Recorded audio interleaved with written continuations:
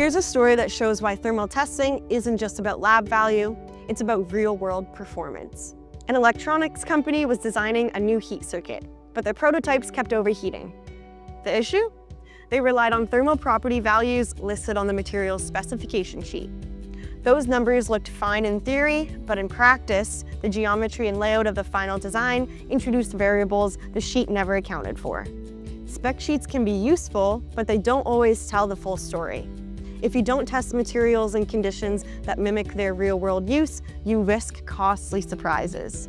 To solve the problem, the team turned to Thermtest's MP-1 measurement platform with the 1D TRTF module. They set up Kapton, the material being used in the heatsink, in the same configuration as the final product. Using a double spiral TPS sensor and a layering method, they were able to measure effective thermal conductivity with precision, minimizing errors from thermal contact resistance.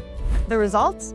Kapton's true effective thermal conductivity came out to 0.517 watts per meter Kelvin. That's nearly 12% higher than the spec sheet's reported value of 0.46 watts per meter Kelvin.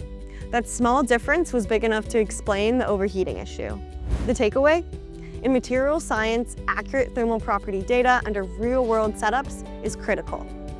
Relying only on specification sheets can lead to underestimating heat transfer, overheating, and even device failure.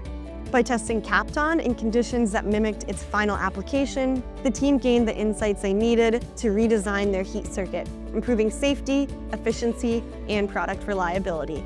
This case is a powerful reminder that tailored, application-specific thermal testing leads to smarter, safer, and more innovative technologies.